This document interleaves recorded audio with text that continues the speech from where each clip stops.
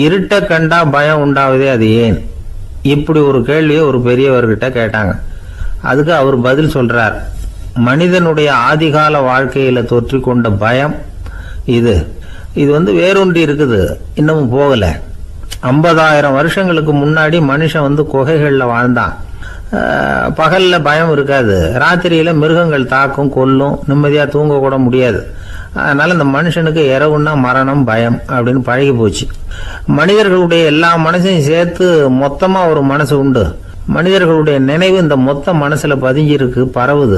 இந்த மொத்த மனசுல இருட்டு பற்றிய பயம் பதிந்து நீடிக்குது அப்படிங்கிறார் அவர்.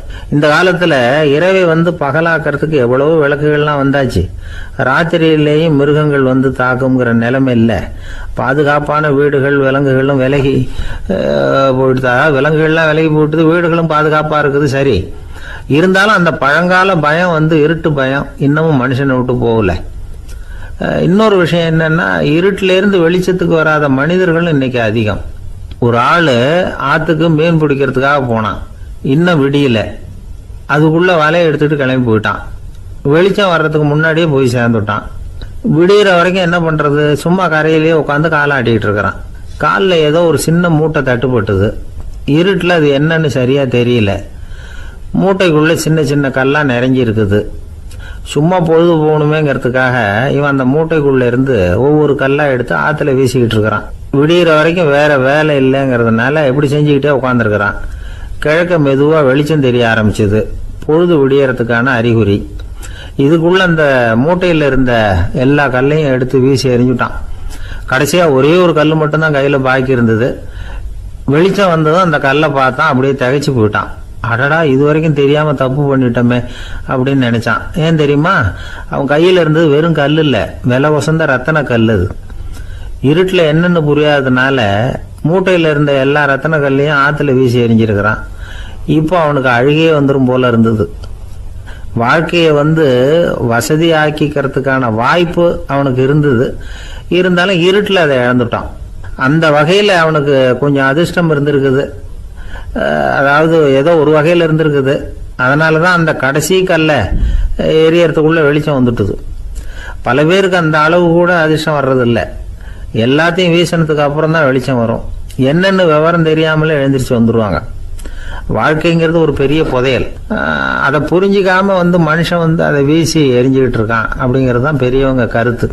சில பேருக்கு புரிஞ்சுக்கிற நேரம் வரும், அதுக்குள்ள வாழ்நாள்லாம் ஓடி போயிருக்கும். அதுக்கப்புறம் என்ன பண்றது? நம்மால் ஒருத்தன் கையில் ஒரு சின்ன பையோட வந்துகிட்டு இருந்தான். பை உள்ள ஏகப்பட்ட நகைகள், ரத்தன கல் எல்லாம் இருக்கு. வந்துகிட்டு இருந்தவன் திடீர்னு அந்த பையை அப்படியே ஒரு குளத்துல வீசி எறிஞ்சுட்டான். மகான்கள் தான் இப்படி பற்று இல்லாம இருப்பாங்க. என்னங்க இது, விலை மதிப்புள்ள அந்த பையை இப்படி குளத்துல வீசி எறிஞ்சுட்டீங்களே, இதுக்கு என்ன அர்த்தம் அப்படின்னு கேட்டார் அவன் கூட வந்தவர். அவன் மெதுவா இவர் காதோட காதா சொல்றான், ஒரு போலீஸ்காரர் பின்னாடி வந்துகிட்டு இருக்கிறார், அவர் போனதுக்கு அப்புறம் இதை எடுத்துக்குவேன் அப்படிங்கிறான். 2 பேர் சுவாரஸ்யமா பேசிட்டு இருக்கிறப்போ குறுக்க புகுந்து தொந்தரவு பண்றதுக்குன்னே சில பேர் இருப்பாங்க. அது ரொம்ப இடைஞ்சலா இருக்கும். இதே மாதிரி மின்காந்தம் கூட குறுக்க புகுந்து தொந்தரவு பண்ணும். கடைசியில் அது ஒரு பெரிய இடைஞ்சல கொண்டாந்து விட்டுரும். சில வீடுகளில் கேபிள் கனெக்ஷன் இல்லாமல் சில தனியார் டிவி காட்சிகள் தெரியும். அதுக்கு என்ன காரணம்னா இந்த மின்காந்த குறுக்கீடு தான் காரணம். இதைத்தான் சுருக்கமாக இஎம்ஐ அப்படின்னு சொல்கிறாங்க. அதாவது எலக்ட்ரோ மேக்னெட்டிக் இன்டர்ஃபியரன்ஸ். இது ஏற்படக்கூடிய இடங்கள் எது எதுன்னு எடுத்துக்கிட்டா அது ஒரு பெரிய பட்டியலாகவே போயிடும். இந்த இஎம்ஐ தொந்தரவு கேபிள் டிவியில் மட்டும்தான் இல்லை, ராக்கெட் ஏவுதளத்தில் உள்ள ரேடார்கள், அங்கே உள்ள சில சக்தி வாய்ந்த தொலைத்தொடர்பு சாதனங்கள், விமான தளங்களில் உள்ள ரேடார்கள், கப்பல் தளங்களில் பொருத்தப்பட்டிருக்கக்கூடிய சக்தி வாய்ந்த ஆண்டனாக்கள், இப்படி நிறைய சொல்லலாம். காவல் நிலையங்களில் பயன்படுத்தப்படுகிற வயர்லெஸ் தொடர்பு சாதனங்கள் கூட ஓரளவுக்கு இந்த மின்காந்த அலைகளை வெளியிடும். நம்ம வீட்டில் உட்காந்துக்கிட்டு ரேடியோ கேட்டுக்கிட்டு இருப்போம் அல்லது டிவி பார்த்துக்கிட்டு இருப்போம். அந்த சமயத்தில் பக்கத்து தெருவில் ஒரு மோட்டார் சைக்கிள் அல்லது காரு, குறிப்பாக பெட்ரோல் இன்ஜின், அது போகிறப்போ அதில் உள்ள மின்கலத்தில் அதாவது மேக்னட்டோ பேட்டரியிலிருந்து வெளிப்படுகிற மின்காந்த அலை இங்கே டிவியிலையும் ரேடியோவிலையும் கரகரப்பு உண்டு பண்ணும். சரி, இது பெருசாக என்ன இடைஞ்சலை உண்டு பண்ணிட போகுது அப்படின்னு நாம் அலட்சியமாக நினைக்கலாம். வயசானவங்களுக்கு மறதி நோயின்னு ஒன்று வரும்ல, அல்ஷமீர், அதாவது மூளையில் உள்ள செல்கள் செயலிழந்து போயிடுறது. அது செய்ய வேண்டிய வேலையை மறந்துடும். மனைவியே எதிரில் நின்னா கூட உன்னை எங்கேயோ பார்த்தது மாதிரி தெரியுதே அப்படின்னு சொல்லிட்டு இருப்பாங்க. அப்படி ஒரு மறதி. இந்த விசித்திரமான நோய்க்கு இதுவரைக்கும் மருந்தே இல்லைன்னு வேற சொல்கிறாங்க.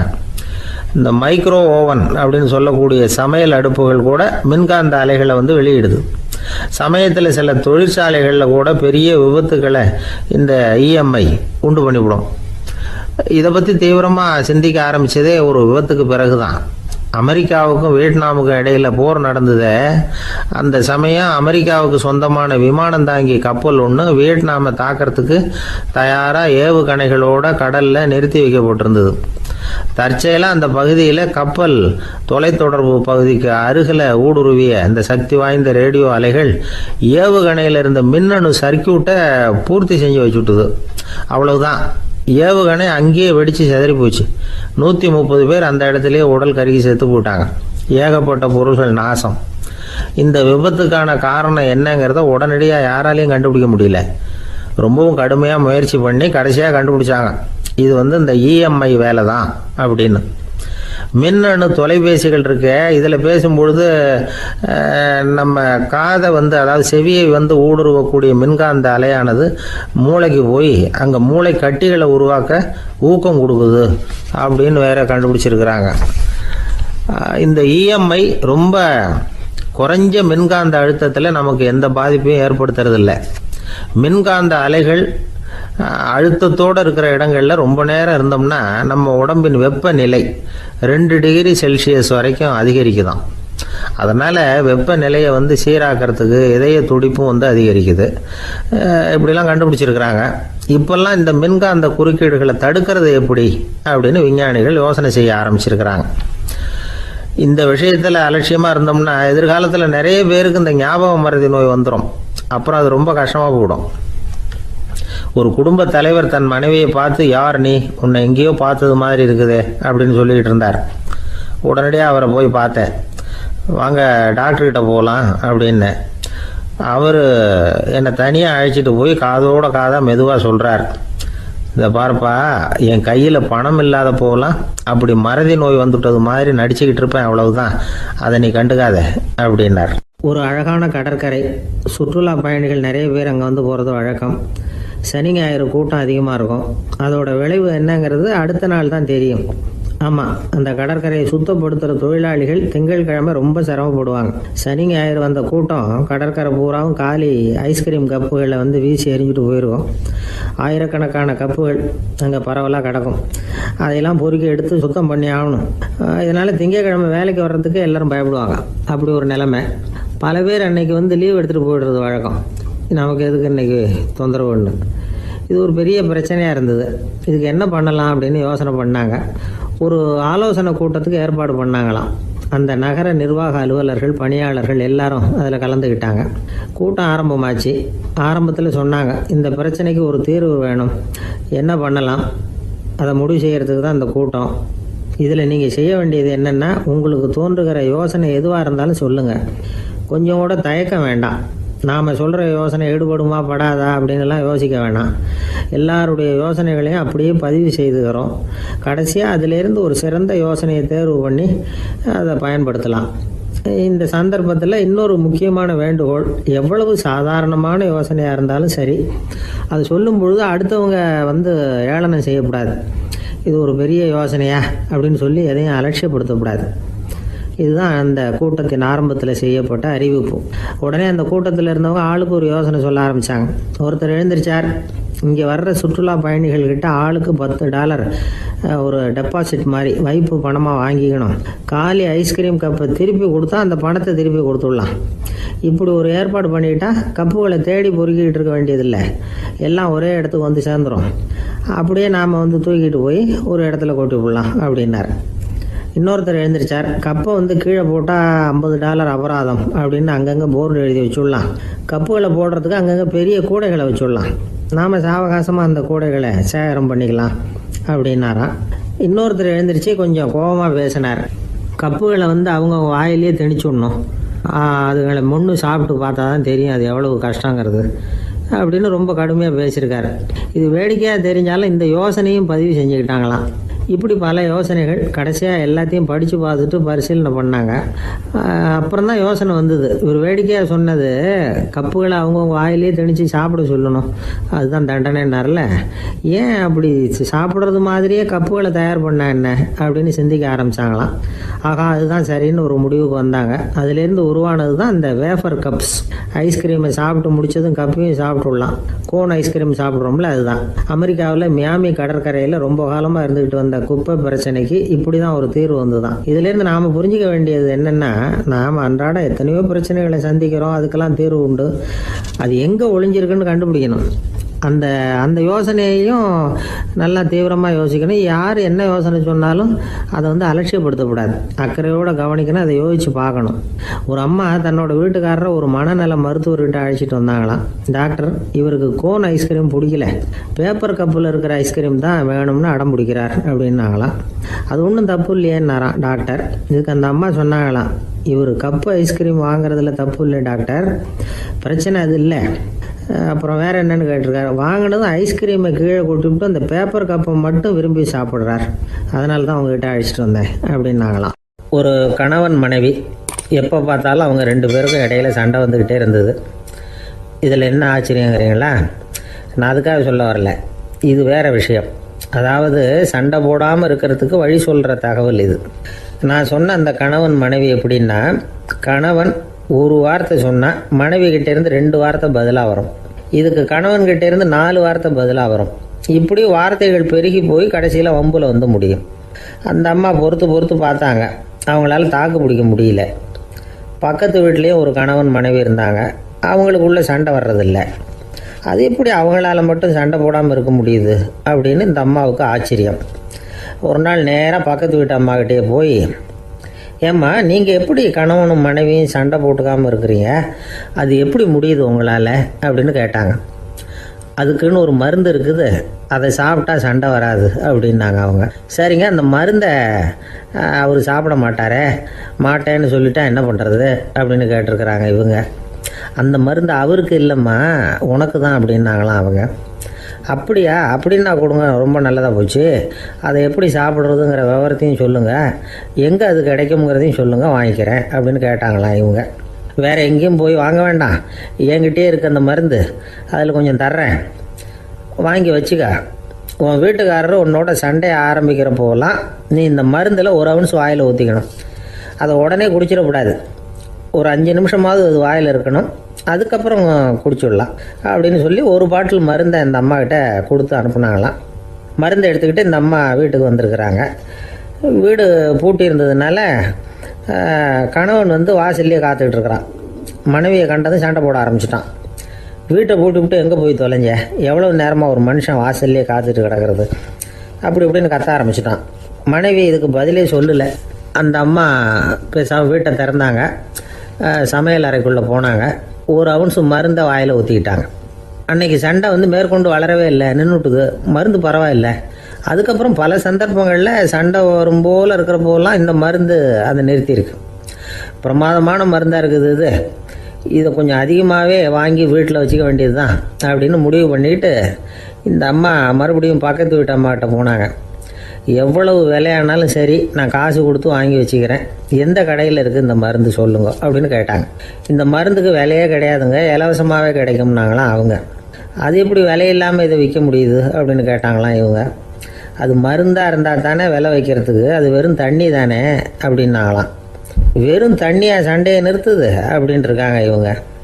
அது சண்டையை நிறுத்தலை, உன்னோட மௌனம் தான் சண்டையை நிறுத்துது. நீ வாயில் தண்ணியை வச்சுக்கிறதுனால எதிர்த்து பேசுறதில்ல, அதனால் உன்னுடைய கணவர் கோபம் வந்து சாந்தமாயிடுது அப்படின்னாங்களாம் அவங்க. இந்த கதையிலேருந்து சண்டையை நிறுத்துகிற மருந்து எதுன்னு தெரிஞ்சுக்கிட்டோம் இல்லையா. ஒருத்தர் என்ன பண்ணார், பாட்டிலில் வந்து தண்ணியை ஊற்றி வச்சுக்கிட்டு அவர்கிட்ட வர்றவங்களுக்கெல்லாம் இதை சிபாரிசு பண்ணலாம்னு நினச்சிக்கிட்டு உட்காந்துருந்தார். ஒரு அம்மா வந்தாங்க. இதை கேட்டுவிட்டு இதையே ஒரு மருந்து மாதிரி கொடுக்கலாம்ங்கிறது அவர் முடிவு. அதனால் பாட்டிலில் தண்ணி அடித்து வச்சுக்கிட்டு அதில் கலருக்காக என்னத்தையோ ஒரு ஜீரகம் அது மாதிரி எதையாவது கலந்து வச்சுக்கிட்டு ஒரு மருந்து மாதிரி ஒரு பாவனையில் வச்சுக்கிட்டு உட்காந்துருக்காரு. யாராவது வீட்டில் சண்டைன்னா என்கிட்ட வாங்க மருந்து தரேன்னு. ஒரு அம்மா வந்தாங்க, எனக்கும் என் வீட்டுக்காரருக்கும் அடிக்கடி சண்டை வருதுங்க அப்படின்ட்டு இருக்காங்க. கவலைப்படாதம்மா, நான் ஒரு மருந்து தரேன்னு சொல்லி வீட்டுக்குள்ளே போய் ஒரு பாட்டில் எடுத்து வந்து கொடுத்தாரு. பாட்டிலில் இருக்கிறது என்னங்கிறத சொல்லிவிட்டா அது பேரில் மரியாதை வராது இல்லையா, அதனால் சொல்லலை. அந்த அம்மா வாங்கிட்டு போனாங்க. 4 நாள் கழித்து திரும்பி வந்தாங்க. என்னம்மா வீட்டில் சண்டை நின்று போச்சான்னு கேட்டிருக்காரு இவர். அங்கே நின்று போச்சுங்க, இப்போ உங்ககிட்ட ஆரம்பமாக போகுதுன்னாங்களாம். என்னம்மா அப்படின்ட்டுருக்காரு இவர் பயந்து போய். பின்ன என்னங்க, நீங்கள் என்ன மருந்து கொடுத்துருக்குறீங்க என்னங்க அப்படின்னாங்களாம் கோவமாக. அது வெறும் தண்ணி தானே அப்படின்ட்டுருக்காரு இவர். தண்ணியாக இது நல்லா பாருங்கள் அப்படின்னு அந்த பாட்டிலில் நீட்டினாங்களாம். இவர் வாங்கி பார்த்துருக்காரு. அப்புறம் தான் விஷயம் புரியுது அவருக்கு. இவர் கை தவறுதலாக அவங்க வீட்டில் இருந்த மண்ணெண்ணெய் பாட்டில் எடுத்து அவர்கிட்ட கொடுத்துருக்குறாங்க. அப்புறம் என்ன ஆகும், சண்டை வராமல். நமக்கு முன்னாடி நமக்கு வேண்டிய ஒருத்தர் ஒரு கிளாஸில் நமக்கு பழச்சாறு கொண்டாந்து வைக்கிறாருன்னு வச்சுக்கோங்க. உடனே நாம் என்ன பண்ணுவோம், எடுத்து கிடுகிடுன்னு சாப்பிட்ருவோம் அடுத்தவங்க யாரும் வர்றதுக்குள்ள. அதை விட்டுட்டு அதை கொண்டாந்து வச்சவர்கிட்டயே அதோட விலை என்ன அப்படி இப்படின்னு நான் கேட்டுக்கிட்டு இருப்போம். நாம் கேட்க மாட்டோம். ஆனால் காந்திஜி அப்படி கேட்டாராம். எப்போ தெரியுமா, 1935. அந்த வருஷம் மே மாதத்தில் ஒரு நாள் காந்திஜி டெல்லியில் இருக்கிறார். அப்போ அவருக்கு 2 டம்ளர் மாம்பழச்சாறு கொண்டாந்து கொடுக்குறாங்க. அதை வாங்குறார். இதோட விலை என்ன அப்படின்னு கேட்டார் காந்திஜி. யாருக்கிட்ட கேட்டாருன்னா மனுபென் காந்திகிட்ட கேட்குறார். அவங்க தான் கொண்டாந்து கொடுக்குறாங்க. காந்திஜிக்கு உதவி செய்கிறதுக்காக அவர் கூடவே இருந்தவங்க அவங்ககிட்ட தான் கேட்குறாரு. காந்திஜி சும்மா வேடிக்கைக்காக இப்படி கேட்குறாருன்னு நினச்சிட்டாங்க அந்த அம்மா. அதுவும் இல்லாமல் அதோட விலையை கேட்டால் காந்திஜி நிச்சயமாக அதை சாப்பிட மாட்டார் அப்படிங்கிற பயம் வேறு. அதனால் அந்த அம்மா பதில் எதுவும் சொல்லாமல் கம்முன்னு இருந்துட்டாங்க. கொஞ்ச நேரம் ஆச்சு. அந்த பழச்சாறு வச்ச இடத்துல அப்படியே இருக்குது, வச்ச இடத்துல வச்சபடியே இருக்குது. காந்திஜி அதை சாப்பிடவே இல்லை. மனுபென் காந்தி பார்த்தாங்க. மெதுவாக காந்திஜிக்கிட்ட போய் அதை சாப்பிடுங்களேன் அப்படின்னாங்க. பழச்சாறு விலை என்னன்னு கேட்டேன், அதுக்கு பதில் இல்லை. அது முதல் தப்பு. பதிலை எதிர்பார்த்திருந்தும் அதை பற்றி விசாரிக்கலை, அது 2வது தப்பு. இப்படி 2 தப்புகளை பண்ணிவிட்டு என்கிட்ட வந்து இதை சாப்பிடுங்கன்னு சொன்னால் அது எப்படி அப்படின்னு கேட்டாராம் காந்திஜி. மனுபென் காந்தி என்ன சொல்கிறதுன்னு தெரியாமல் திகைச்சு போய் நின்றுக்கிட்டு இருந்தாங்க. காந்திஜி தொடர்ந்து சொன்னாராம், இப்போ என் முன்னாடி வச்சிருக்கிற இந்த பழச்சாறு விலை சுமாராக ஒரு ₹1/2 இருக்கும். அது அந்த காலத்து மதிப்பு. இந்த பழச்சாறு இல்லாமல் கூட என்னால் இருக்க முடியும். ஆனால் அவசியமான பொருள்களை வாங்கிறதுக்கு கூட சக்தி இல்லாத மக்கள் இந்த நாட்டில் நிறைய பேர் இருக்கிறாங்க. அப்படி இருக்கிறப்போ எனக்கு என்னத்துக்கு இந்த விலை உயர்ந்த பானம்? இதை இப்போ நான் சாப்பிட்டா என் உடம்பு வேணும்னா ஆரோக்கியமாகலாம், ஆனால் என் மனசு அமைதி அடையாது. எனக்கு என்னுடைய உடல் ஆரோக்கியத்தை விட மன ஆரோக்கியம்தான் முக்கியம். அதனால் இதை நான் சாப்பிட மாட்டேன், எடுத்துகிட்டு போயிடு அப்படின்னாராம். அந்த சமயத்தில் ஒரு அகதி பொண்ணு 2 குழந்தைகளோட காந்திஜியை பார்க்குறதுக்காக வந்தது. வணக்கம் சொல்லிச்சு. காந்திஜி உடனே தனக்கு முன்னாடி இருந்த பழச்சாற்றை எடுத்து அந்த பொண்ணுக்கிட்டேயும் குழந்தைகள்கிட்டையும் கொடுத்து சாப்பிட சொன்னார். அவங்க அதை வாங்கி ரொம்ப சந்தோஷத்தோடு சாப்பிட்டாங்களாம். அதை பார்த்த காந்திஜி முகத்தில் ஒரு புன்னகை, ஒரு பரவசம், ஒரு திருப்தி. அவர் மனசு நிறைஞ்சி இருந்தது. அப்போ அவர் சொன்னாராம், ஆண்டவன் எனக்கு எப்பவும் சரியான சமயத்தில் கை கொடுப்பாருங்கிறது அதுக்கு இதுதான் அத்தாட்சி. நான் ஒரு இக்கட்டான சூழ்நிலையில் இருக்கிறப்போ கூட கடவுளின் கருணையால் அந்த சூழ்நிலை என்னை பாதிக்கலை. என் கூட இவ்வளோ நாள் பழகியும் கூட இங்கே இருக்கிறவங்க எனக்கு அதிக விலை உள்ள பழரசத்தை கொடுத்தாங்க. ஆனால் சரியான நேரத்தில் அதை சாப்பிட வேண்டியவங்களை என்கிட்ட அனுப்பி வச்சு என்னை சந்தோஷப்படுத்தினார் கடவுள், அவருக்கு நன்றி அப்படின்னாராம் மகாத்மா காந்தி. உடல் ஆரோக்கியத்தை விட மன ஆரோக்கியம்தான் எனக்கு முக்கியம்னு சொன்னார் பாருங்கள். அதை நாம் எல்லாரும் மனப்பூர்வமாக இன்றைக்கி சிந்திச்சு பார்க்கணும். இந்த காலத்தில் எல்லாரும் அப்படியா நினைக்கிறாங்க? எனக்கு தெரிஞ்ச ஒருத்தர் இருந்தார். தினமும் காலையில் ஒரு காஃபி சாப்பிட உட்கார்ற நேரத்தில் பக்கத்து வீட்டுக்காரர் வந்து சேருவார் கரெக்டாக. உடனே அவரும் தனக்குன்னு வந்திருக்கிற காப்பியை எடுத்து மனப்பூர்வமாக பக்கத்து வீட்டுக்காரர்கிட்ட கொடுத்துருவார். அதுக்கப்புறம் அவருக்காக வேறு காப்பி போட்டு கொண்டாந்து கொடுத்தாலும் வேண்டான்னு சொல்லிடுவார். ஆண்டவனாக பார்த்து சரியான நேரத்தில் அவரை எங்கள் வீட்டுக்கு தினமும் அனுப்பி வைக்கிறார் அப்படிம்பார். ஏன் அப்படி சொல்கிறீங்க அப்படின்னு கேட்டோம் ஒரு நாள். அதுக்கு அவர் சொல்கிறார், எனக்கு என்னோட உடல் ஆரோக்கியம்தான் முக்கியம்.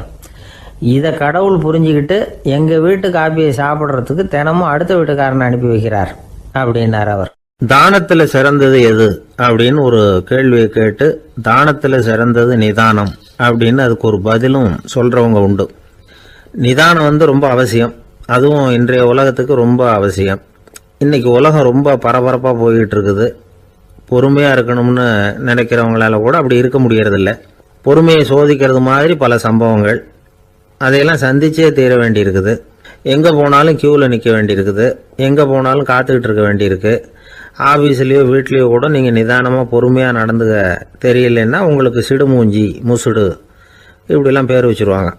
அது உங்களுக்கு தேவையா? சரி, வாழ்க்கையில் பொறுமைசாலின்னு பேர் வாங்கிறதுக்கு என்ன வழி? முதல் பாயிண்ட், நீங்கள் நினைக்கிறது, எதிர்பார்க்கறது, செய்யறது எல்லாமே 100% கரெக்டாக நடக்கணும்னு ஆசைப்படக்கூடாது. எதுவாக இருந்தாலும் அதில் ஓரளவுக்கு தவறு நடக்கலாம் அப்படிங்கிறத எதிர்பார்த்தே இருக்கணும். ஓரளவுக்கு அதை அனுமதிக்கணும். ஒரு நண்பரை 6 மணிக்கு ஒரு இடத்துக்கு வர சொல்லியிருக்கிறீங்க. 6 மணிக்கு அவர் வரல, உடனே பொறுமை இழந்து நடந்துக்கக்கூடாது. ஒரு 10 நிமிஷம் டிலே ஆகலாம். ஒரு வர்ற வழியில் பஸ்ஸு கூட ஏதாவது டிராஃபிக்கில் மாட்டியிருக்கலாம். அதெல்லாம் எதிர்பார்த்தே கொஞ்சம் காத்திருக்கிறதுல ஒன்றும் தப்பு இல்லை. சில சமயம் டிலே ஆகிறது கூட நல்லதாக முடியும். ஒரு பஸ்ஸை தவற விட்டுட்டு, ஐயோ கொஞ்சம் ஒரு 2 நிமிஷம் முன்னாடி வந்திருந்தா பிடிச்சிருக்கலாமே அப்படின்னு தவிச்சிக்கிட்டு இருப்பாங்க சில பேர். அடுத்தபடியாக வர்ற பஸ்ஸு நேரடியாக நீங்கள் போக வேண்டிய இடத்துக்கே கொண்டு போய் விடுற பஸ்ஸாக கூட இருக்கலாம். அது உங்களுக்கு முன்னாடி தெரியாதுல்ல. சில நெருக்கடியான சூழ்நிலைகளை தமாஷா எடுத்துக்கிறதுக்கு பழகிக்கணும். சில இடங்களுக்கு போகிறப்ப காத்திருக்கிறதுக்கு நம்ம மனசை தயார்படுத்திக்கிட்டே போகணும். ஒரு ரயிலுக்கோ பஸ்ஸுக்கோ அல்லது விமானத்துக்கோ கப்பல் பிரயாணத்துக்கோ போகிறப்போ அங்கே போய் நீங்கள் மணிக்கணக்கில் கூட காத்துக்கிட்டு தான் இருக்கணும். புறப்படுற நேரம் கூட மாறலாம். நீங்கள் போய் சேர்ந்ததும் அது உடனே புறப்படணும்னு கட்டாயமாக என்ன? அது மாதிரி சமயத்தில் படிக்கிறதுக்குன்னு சில சுவாரஸ்யமான புத்தகங்களையும் கையில் எடுத்துக்கலாம். உங்களை சுற்றி எவ்வளவோ சுவாரஸ்யமான சம்பவங்கள் நடந்துக்கிட்டு இருக்குதுல்ல, அதையெல்லாம் வேடிக்கை பாருங்கள். எதுக்காக காத்துக்கிட்டு இருக்கிறோமோ அந்த காரியத்தில் உண்மையாகவே நமக்கு ஒரு அக்கறை இருந்தால் நமக்கு போர் அடிக்காது. சில கோயில்களில் பார்த்துருப்பீங்க, தரிசனத்துக்காக பக்தர்கள் நாள் கணக்கில் காத்துக்கிட்டு இருப்பாங்க. அவங்களெலாம் அழுத்துக்கிறது இல்லை. ஆண்டவனை தரிசிக்கணுங்கிற உண்மையான அக்கறை இருக்கிறதுனால அவங்களுக்கு போர் அடிக்கிறது இல்லை. ஆனால் சில சினிமா தியேட்டரில் கூட பார்க்கலாமே, சினிமா கியூ கூட அப்படி தான். சாயந்தரம் 6 மணி ஆட்டத்துக்கு காலம்பரம் 6 மணிக்கே போய் கூட காத்துக்கிட்டு இருப்பாங்க. அவங்களுக்கெல்லாம் போர் அடிக்காது, படம் பார்க்குற ஆர்வம். இன்னொரு முக்கியமான விஷயத்தை நாம் பழக்கப்படுத்திக்கணும். லிவ் ஃபார் தி மூமெண்ட் அப்படிங்கிறாங்க நிபுணர்கள். ரொம்ப பேர் எப்படின்னா அடுத்தபடியாக நடக்க போகிற விஷயத்திலேயே கவனமாக இருப்பாங்க. அந்த நினைப்புலேயே இந்த நிமிஷத்தை பொறுமை இல்லாமல் கழிப்பாங்க. ஒருத்தர் இருக்கார், அவர் எப்படின்னா ஆஃபீஸ் முடியறதுக்குள்ளேயே சார் 5 மணிக்கெல்லாம் ரெடியாக இருங்க, நாம் அந்த ஹோட்டலில் போய் டிஃபன் சாப்பிட்ணும் அப்படின்னு 4 மணிலேருந்து சொல்லிகிட்டு இருப்பார். 4:55 பரபரப்பாக ஓடி வருவார். 2 பேரும் புறப்படுவோம், ஹோட்டலுக்கு போவோம், சாப்பிட்டுக்கிட்டு இருப்போம். அப்படி சாப்பிட்டுட்டு இருக்கிறப்ப சார் சாப்பிட்டு முடித்ததும் நேராக ஒரு ஜவுளி கடைக்கு போகிறோம் அப்படிம்பார். பரபரக்க சாப்பிட்டு முடிப்பார், புறப்படுவார். ஜவுளி கடையில் அவசரமாக சீக்கிரம் பில் போடுங்க சார், சினிமாவுக்கு நேரம் ஆகிடும்பார். சினிமா தியேட்டரில் உட்காந்து அடுத்தபடியாக எங்கே டின்னர் சாப்பிட்றதுன்னு யோசனை பண்ணிகிட்டு இருப்பார்.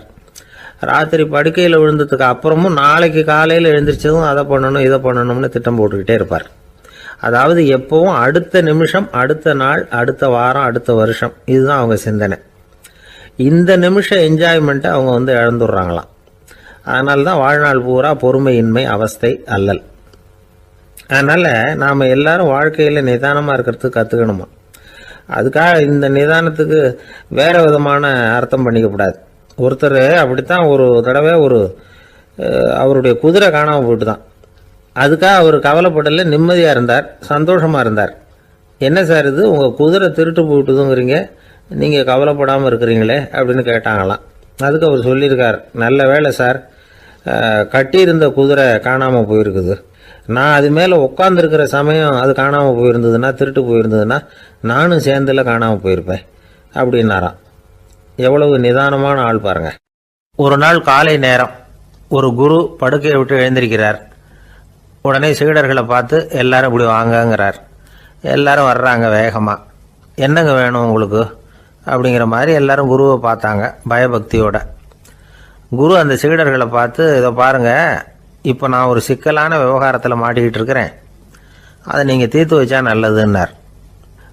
சீடர்களுக்கு ஒன்றும் புரியல. என்ன இது இவர் இப்படி சொல்கிறாரு, நமக்குள்ள எல்லா விவகாரங்களையும் தீர்த்து வைக்கிறவர் நம்ம குருநாதர், அவருடைய விவகாரத்தை நாம் தீர்த்து வைக்கிறதா, ஆச்சரியமாக இருக்குதே, குருநாதருக்கே சிக்கலா அப்படின்னு யோசனை பண்ண ஆரம்பித்தாங்க. இருந்தாலும் ரொம்ப பணிவாக கேட்டாங்க, சுவாமி உங்களுக்கே சிக்கலா? இந்த உலகத்து சிக்கல்களுக்கும் சிரமங்களுக்கும் அப்பாற்பட்டவர் அல்லவா தாங்கள், அப்படிப்பட்ட உங்களுக்கு சிக்கல்னா அது எப்படி அப்படின்னாங்க. எனக்கு ஏற்பட்டிருக்கிற சிக்கல் அவ்வளவு பெருசு, ரொம்ப பெரிய விவகாரம் அது அப்படின்னார் குரு. கொஞ்சம் விவரமாக சொல்லுங்க அப்படின்னாங்க இவங்க. இப்போ அந்த குரு விவரத்தை சொன்னார்.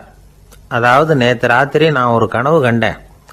அந்த கனவுல நான் ஒரு பட்டாம்பூச்சியாக மாறிட்டேன். அப்படி மாறி ஒவ்வொரு மலராக பறந்து போய் உட்காந்து தேன் சாப்பிட்டேன் அப்படின்னார். சீடர்கள் இதை கேட்டதும் ரொம்ப திகைச்சு போயிட்டாங்க. என்ன இது ஒரு பெரிய பிரச்சனையா? ஒரு சாதாரண கனவு கண்டதுக்காகவா இந்த காலை வேளையில் நம்மளையெல்லாம் குருநாதர் இவ்வளவு அவசரமாக கூப்பிட்டுருக்கார் அப்படின்னு நினச்சாங்க. இருந்தாலும் கேட்டாங்க, இதில் என்ன சிக்கல் சுவாமி? கனவுங்கிறது எல்லாருக்கும் வரத்தானே செய்யும் அப்படின்னார் ஒரு சீடர். சீடர்களே, பிரச்சனை அது இல்லை. நான் இன்னைக்கு காலையில் கண்ணு முழிச்சு பார்த்தப்போ நான் நானாக மறுபடியும் மாறிட்டேங்கிறத தெரிஞ்சுக்கிட்டேன். இதில் சிக்கல் என்னன்னா, இப்போ அந்த பட்டாம்பூச்சி தான் நானாக ஆயிட்டதாக கனவு கண்டுகிட்டு இருக்கா அப்படிங்கிறது தான். ஒரு மனுஷன் பட்டாம்பூச்சி ஆகிறதாக கனவு காண முடியுங்கிறப்போ அந்த பட்டாம்பூச்சியும் மனுஷனாக ஆகிறதாக கனவு காண முடியும் இல்லையா? இப்போ எனக்கு யதார்த்த நிலை தெரியணும், எது நிஜம்னு தெரியணும். நேற்று ராத்திரி நான் கண்டது கனவா, அல்லது இது பட்டாம்பூச்சி கண்டுகிட்டு இருக்கிற கனவா? இதுதான் குரு கேட்ட கேள்வி. இதை கேட்டதும் சீடர்கள் ரொம்ப குழம்பி போயிட்டாங்க. சுவாமி, இது வரைக்கும் நாங்கள் தூங்குறப்ப பார்க்கறது கனவுன்னும் மூழ்கிட்டு இருக்கிறப்ப பார்க்கறது நனவுன்னு நம்பிக்கிட்டு இருக்கிறோம். இப்போ எங்களை ரொம்ப குழப்பிட்டீங்க, இதுக்கு பதில் சொல்ல எங்களுக்கு சக்தி இல்லை அப்படின்னு சொல்லிவிட்டாங்களாம்.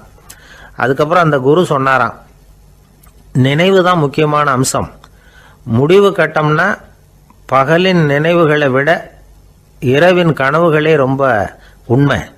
ஒருத்தன் தூங்க போனால் தூங்கிக்கிட்டே இருந்தால் அவன் காணும் கனவு பொய்ங்கிறத அவன் உணர மாட்டான்.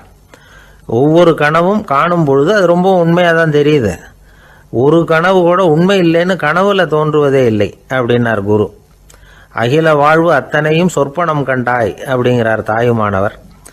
ஆகையினால நம்ம கனவுலேருந்து நாம் என்னைக்கு முழிச்சிக்க போகிறோம் அப்படிங்கிறது தான் ஒரு முக்கியமான கேள்வி. ஒருத்தர் வந்தார், காலில் கட்டோடு வந்தார். என்னங்க காலில் கட்டுன்னு? சார், நேற்று ராத்திரி தூக்கத்தில் எங்கள் வீட்டு கூரையில் ஏணியை சாத்தி வச்சு இறங்கினப்போ வழுக்கி விழுந்து காலை உடச்சிக்கிட்டேன்னார். உங்கள் வீட்டில் தான் ஏணியே கிடையாது சார் அப்படின்னு. உண்மைதான் சார், நான் கீழே விழுந்து முழிச்சுக்கிட்டதுக்கு அப்புறம் தானே ஏணி இல்லைங்கிறது எனக்கு ஞாபகம் வந்தது அப்படின்னார். எனக்கு அதிர்ஷ்டமே இல்லை சார் அப்படின்னார் ஒருத்தர். ஏன் அப்படி சொல்கிறீங்கன்னு கேட்டோம். வியாபாரம் பண்ணலாம்னு ஒரு கடை வச்சேன். வேண்டிய போட்டவங்க கூட என் கடையில் எதுவும் வாங்க மாட்டேங்கிறான். எல்லாரும் அடுத்த கடைக்கு தான் போகிறான் அப்படின்னு சொல்லி ரொம்ப அழுத்துக்கிட்டார். இதுக்கு போய் அதிர்ஷ்டம் இல்லைன்னு சொல்லாதீங்க. வாடிக்கையாளர்களை கவர்றது எப்படிங்கிறது உங்களுக்கு தெரியல, அதுதான் குறை அப்படின்னும். சார், உங்களுக்கு தெரிஞ்ச அந்த ரகசியத்தை எனக்கும் கொஞ்சம் சொல்லி கொடுங்களேன் அப்படின்னார். சரி, உங்கள் காதை இப்படி கொடுங்க அப்படின்னு சொல்லி அது சம்பந்தமாக பெரிய வல்லுநர்கள் சொல்லியிருக்கிற கருத்துக்களை அவர்கிட்ட சொல்ல ஆரம்பித்தோம். அதாவது இந்த வாடிக்கையாளர்களை கவர்றதுக்கு வல்லுநர்கள் பல ஆலோசனைகளை ஏற்கனவே சொல்லி வச்சிருக்கிறாங்க. அது சம்பந்தமாக அனுபவப்பட்டவங்க, அதை தெரிஞ்சு வச்சுக்கணும். அதாவது கடை வச்சிருக்கிறவங்க எல்லாரும் இதை கொஞ்சம் காதில் வாங்கி வச்சுக்கணும். எதை இப்போ சொல்ல போகிறத. எப்பவும் பணத்தை சம்பாதிக்கிறதுலேயே குறியாக இருக்கக்கூடாதான். அதை விட முக்கியமாக நீங்கள் சம்பாதிக்க வேண்டியது வாடிக்கையாளர்களுடைய மன நிறைவு. வர்றவங்க திருப்தியோடு போகணும், அது முக்கியம். அதில் கவனமாக இருக்கணும். கடைக்கு வர்ற ஒருத்தர் ஏதாவது ஒரு குறை சொல்கிறாருன்னு வச்சுங்க, அதை அலட்சியப்படுத்தக்கூடாது. ரொம்ப அக்கறையோடு அதை காது கொடுத்து கேட்கணும். அப்படியா சார், அதை நான் அவசியம் கவனிக்கிறேன் அப்படின்னு சொல்லணும். ஒருத்தர் வரார், சார் நேற்றுக்கு உங்கள் கடையில் இதை நான் வாங்கிட்டு போனேன், வீட்டில் இது வேணான்னு சொல்லிவிட்டாங்க, அது திருப்பி கொடுக்கறதுக்காக தான் வந்திருக்கிறேன் அப்படின்னு சொல்லி திருப்பி கொடுக்குறார். உடனே நீங்கள் முகம் சுளிக்கக்கூடாது, எரிச்சல் படக்கூடாது. வழக்கம் போல நிதானமாக முகமலர்ச்சியோடு அதை திருப்பி வாங்கிக்கணும். இவ்வளவு ரூபாய்க்கு சாமான் வாங்கினா இந்த ஸ்பூன் அன்பளிப்பு, இப்படி ஏதாவது கொடுக்கலாம். பண்டிகை காலங்கள்லேயும் பொருள்கள் வாங்குறவங்களுக்கு இப்படி ஏதாவது பொருத்தமாக ஒரு அன்பளிப்பு கொடுக்கலாம். நீங்கள் கொடுக்கறது ஒரு சர்வசாதாரணமான பொருளாக இருந்தால் கூட அது வாங்குற ஒரு மனசில் ஒரு மகிழ்ச்சியை ஏற்படுத்தும். எதுவும் உங்களால் கொடுக்க முடியலன்னா உங்கள் முகம் நிறைஞ்ச சிரிப்பியாவது கொடுங்க, அது போதும். உங்கள் கடையில் இல்லாத ஒரு பொருளை வாடிக்கையாளர் வந்து கேட்குறார், உடனே இல்லைன்னு முகத்தில் அடித்தது மாதிரி சொல்லிடக்கூடாது. கொஞ்சம் உட்காருங்க சார் அப்படின்னு சொல்லி உங்கள் பணியாளர் யாரையாவது அனுப்பி வெளியிலேருந்து வாங்கிட்டு வர சொல்லி அவர்கிட்ட கொடுக்கலாம். சில பேர் உங்கள் கடைக்கு வரும்பொழுது அவங்க வீட்டு குழந்தைகளையும் கூப்பிட்டுக்கிட்டு வர்றாங்கன்னு வைங்க. நீங்கள் என்ன செய்யணும்னா அந்த குழந்தைகளை முதல்ல கவனிக்கணும். அது கண்ணத்தை கிள்ளணும், அதுகிட்ட விளையாடணும், அதுக்கு ஏதாவது மிட்டாய் பிஸ்கட் எதையாவது கொடுத்து அது கவனத்தை கவரணும். அதுக்கப்புறம் பெரியவங்களை கவனிக்கலாம். உங்கள் கடையில் வேலை செய்கிற பணியாளர்கள் சுத்தமாக இருக்கணும். சிரிச்ச முகம், சுறுசுறுப்பு, இது ரெண்டும் அவங்களுக்கு தேவை. அழுது வடிஞ்சிக்கிட்டு இருக்கக்கூடாது. அப்புறம் இன்னொரு விஷயம், அதிகமாக பொருள் வாங்குற ஒருத்தர்கிட்ட அதிக மரியாதையாகவும் குறைச்சலாக பொருள் வாங்குறவர்கிட்ட வேற விதமாகவும் நடந்துக்கக்கூடாது. எல்லாருக்கிட்டையும் சமமாக நடந்துக்கணும். 5 ரூபாய்க்கு வாங்கினாலும் சரி, 500 ரூபாய்க்கு வாங்கினாலும் சரி, அவங்கக்கிட்ட நீங்கள் காட்டுற மரியாதையில் வித்தியாசம் இருக்கக்கூடாது. எல்லாத்துக்கும் மேலே அவங்க கடையில் ஒரு பொருள் வாங்கினா அது உண்மையானதாக இருக்கும், தரமுள்ளதாக இருக்கும் அப்படிங்கிற நினைப்பு ஜனங்களுக்கு வரணும். அதனால் தரமான பொருளையே நீங்கள் உங்கள் கடையில் வச்சுருக்கணும். இது வரைக்கும் நான் சொன்னதையெல்லாம் கவனத்தில் வச்சுக்கிட்டு நீங்கள் கடையை ஆரம்பிச்சிங்கன்னா வியாபாரம் பிச்சுக்கிட்டு போகும். அப்படி போகலன்னா அதுக்கப்புறம் கேளுங்க. ஏன்னா இந்த யோசனைகள்லாம் அனுபவப்பட்டவங்க சொல்லியிருக்கிற யோசனைகள். இந்த யோசனைகளில் நீங்கள் எச்சரிக்கையாக இருக்க வேண்டிய ஒரு விஷயம் உண்டு. அது என்னங்கிறதையும் தெரிஞ்சு வச்சுக்கிறது நல்லது. என்னுடைய நண்பர் ஒருத்தர் வந்தார். சார், உங்கள் யோசனையை கேட்டதுனால நான் ஒரு அறை வாங்கினது தான் மிச்சம்னார். என்ன ஆச்சுன்னு கேட்டேன். எங்கள் கடைக்கு ஒரு பெரிய அம்மா குழந்தைய தூக்கிட்டு வந்தாங்க சார்.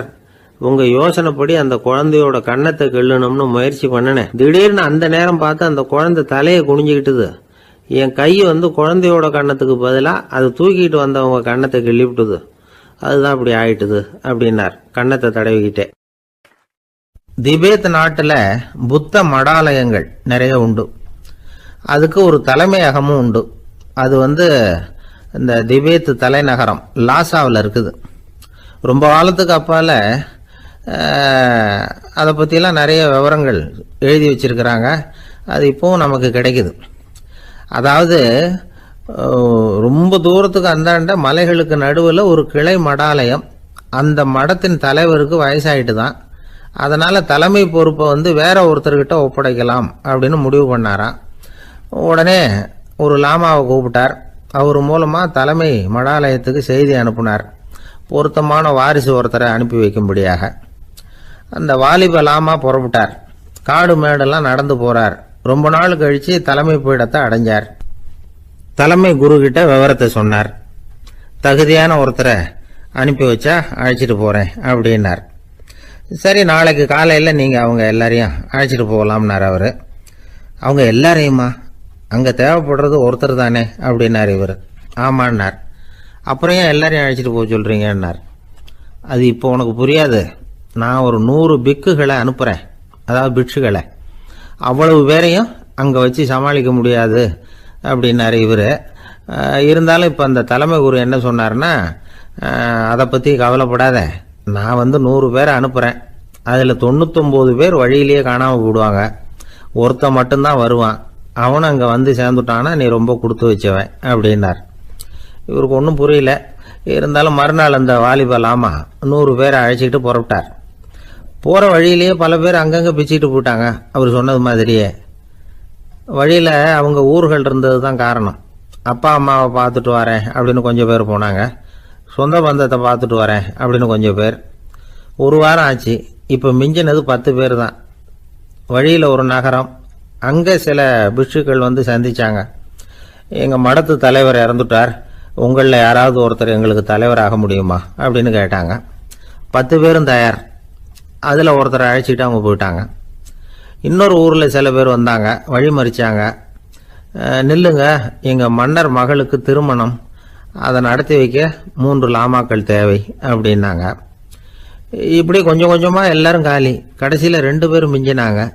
அங்கே ஒரு இளம்பெண் எதிரில் வந்தா. எங்கள் அப்பா வேட்டைக்கு போயிருக்கிறாரு, இன்னும் திரும்பி வரல. வீட்டில் வேற யாரும் இல்லை, தனியாக இருக்க பயமாக இருக்கு. யாராவது ஒருத்தர் எனக்கு துணையாக இருக்கணும் அப்படின்னு கேட்டுக்கிட்டா. எங்கள் 2 பேரில் நீயே ஒருத்தரை தேர்ந்தெடுத்துக்கோ, இல்லைன்னா எங்களுக்குள்ள சண்டை வந்துடும் அப்படின்னாங்க. இப்போ மிஞ்சினவர் ஒருத்தர், அவருக்கும் ஒரு சோதனை வந்தது. ஒரு தர்க்கவாதி எதிரில் வந்தான், உன்னோட வாதம் பண்ணணும்னா. இவனோட வாதம் பண்ணுறேன், அது முடிய ரொம்ப காலம் ஆகலாம். தர்க்கத்தில் நான் ஜெயிச்சா அங்கே வரேன், இல்லைன்னா இவருடைய சீடனை ஆயிடுவேன் அப்படின்னார் அவர். கடைசியாக அழைக்க வந்த வாலிபலாமா மட்டும் வெறும் கையோடு திரும்பி போனார். அங்கே இருந்த வயசான மடாதிபதி கேட்டார், எத்தனை பேர் அங்கேருந்து புறப்பட்டீங்கன்னார். என்னையும் சேர்த்து 101ன்னார் அவர். நல்லது, நீயாவது திரும்பி வந்திய, அதுதான் எனக்கு போதும். ஏன்னா நீ தான் எனக்கு உண்மையான வாரிசு. அந்த 100 பேரில் யாரும் வரமாட்டாங்க அப்படின்னார் அவர். ஏன்னா அவருக்கு தெரியும் இவர் ஒருத்தர் தான் திரும்பி வருவாருங்கிறது. திபேத்தில் ஒரு பழங்கால பழமொழி உண்டாம், 100 பேர் செல்லலாம், எப்பொழுதாவது ஒருவன் அபூர்வமாக அடைய வேண்டிய இடத்தை அடைவான். இதுதான் அந்த பழமொழி. ஒரு உன்னதமான இலக்கை அடையணும்னா அது அவ்வளவு சுலபமான காரியம் இல்லை.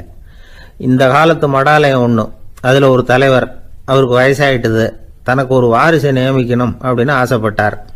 ரொம்ப கஷ்டப்பட்டு ஒருத்தரை பிடிச்சார், தனக்கு வாரிசா நியமிச்சுட்டு அவர் சமாதி ஆயிட்டார். புதுசாக பொறுப்பேற்றுக்கிட்டவர் அப்படியே உட்காந்துருந்தார். அவரை தேடிட்டு பத்திரிகை நிருபர்கள்லாம் வந்தாங்க, கேட்டாங்க. அவர் உங்கள் பொறுப்பில் அவர் பெரியவர் விட்டுட்டு போன இது எவ்வளவு சுமாராக தேரும், எவ்வளவு விட்டுட்டு போனார் அப்படின்னு கேட்டிருக்கிறாங்க. அது என்ன ஒரு 50 லட்சம் இருக்கும் அப்படின்னாராம். அவ்வளவும் பணமா அப்படின்னு கேட்டிருக்காங்க. இல்லைங்க, கடன் அப்படின்னாராம் இவர். ஒரு காடு, அங்கே புத்தர் அவர் பாட்டுக்கு நடந்து போய்கிட்டே இருக்கிறார். அவருக்கு பின்னாடி ஒரு குரங்கு, அதுவும் தொடர்ந்து வந்துக்கிட்டே இருக்குது. புத்தர் திரும்பி பார்த்தார். குரங்கு அப்படியே குதித்து உயர எழும்பி ஒரு கிளையில் போய் உக்காந்துது. ஏன் இப்படி பண்ணுறேன்னு கேட்டார் புத்தர். என்னை சாதாரணமாக நினைக்க வேணாம், நான் மகாமந்தி, என்னால் எல்லாம் முடியும், முடியாதுங்கிற வார்த்தையே என்னுடைய அகராதியில் கிடையாது, என்ன வேணும்னாலும் செய்வேன் அப்படின்னுது. அப்படின்னா ஒரு பந்தயம் வச்சுக்கலாமான்னாரு இவர். ஓ வச்சுக்கலாமேன்னுது. வேற ஒன்றும் இல்லை, இப்போ நீ மேலே எழும்பி அந்த கிளையில் உட்காந்தது மாதிரி அங்கேருந்து தாவி என் உள்ளங்கையில் உட்காரணும், அவ்வளவுதான் அப்படின்னார். அப்படி உட்காந்துட்டா என்ன பரிசு அப்படின்னு கேட்டது அது. சொர்க்கத்தில் இருக்கிற மாமன்னன் மரகத சக்கரவர்த்தியை என்னோட இருக்கும்படியாக கூப்பிட்டுக்கிறேன். அந்த சமயத்தில் அவருடைய அரியணை அங்கே காலியாயிடும், நீ அதில் போய் உட்காந்துக்கலாம். பந்தயத்தில் தோத்துட்டா ஒரு கல்ப காலம் இந்த பூமியில் வாழ வேண்டியிருக்கும், அதுக்கு பிறகு தான் என்கிட்ட வர முடியும், என்ன சொல்கிற அப்படின்னார். குரங்குக்கு தாவறது ஒரு பெரிய காரியமா? இது எனக்கு ரொம்ப சாதாரண விஷயம், என்ன இப்போவே தாவட்டுமா அப்படின்னுது. சரின்னு சொல்லி உள்ளங்கையை நீட்டினார். அவருடைய கை தாமரை இலை அளவுக்கு அப்படியே விரிஞ்சுது. குரங்கு சௌகரியமாக உட்கார்றதுக்காக. குரங்கு தாவறதுக்கு தயாராச்சு. அதுக்கு முன்னாடி ஒரு சின்ன யோசனை அதுக்கு. இந்த கிளையிலேருந்து அந்த கைக்கு தாவறது எனக்கு ரொம்ப அற்பமான ஒரு வேலை, இது ரொம்ப சாதாரணம், என்னுடைய கௌரவத்துக்கு இது சரியாக இருக்காது. அதனால் நான் என்ன பண்ண போகிறேன்னா, இங்கேருந்து கிளையிலேருந்து அப்படியே உயர எழும்ப போகிறேன். எழும்பி மேல் உலகம் போய் அங்கே ஒரு சுற்றிவிட்டு அதுக்கப்புறம் அங்கேருந்து நேராக இந்த கையில் உட்கார போகிறேன் அப்படின்னு நினச்சது. என்ன யோசிக்கிற அப்படின்னார் புத்தர். ஒன்றும் இல்லை, இந்த பாயிரம் பார் அப்படின்னு சொல்லி தாவி உயர போயிட்டுது. கொஞ்ச நேரத்தில் வான உலகத்துக்கே போய் சேர்ந்துட்டுது. அங்கே போய் பார்த்தா அங்கே ஒரு 5 பளிங்கு தூண்கள் இளம் சிவப்பு நிறத்தில் நின்றுக்கிட்டு இருக்குது. குரங்கு நினச்சிக்கிட்டது, புத்தர்கிட்ட போய் இந்த பளிங்கு தூண்களை பார்த்தோம்னு சொன்னால் அப்படியே திகைச்சு போயிடுவார், இந்த தூணில் ஏதாவது அடையாளம் செஞ்சுட்டு போகணும் அப்படின்னு அந்த இடத்துல மிதந்துக்கிட்டே நினச்சிது. உடனே ஒரு தூணில் எழுந்துச்சு. என்ன எழுதிச்சுன்னா, ஒரு மகா ஞானி இங்கே வந்துட்டு போகிறார் அப்படின்னு எழுதிச்சு. எழுதிவிட்டு அப்படியே கீழே தாவி புத்தரோட உள்ளங்கையில் உட்காந்துது. எப்படி பார்த்தீங்களா என்னுடைய வேலை?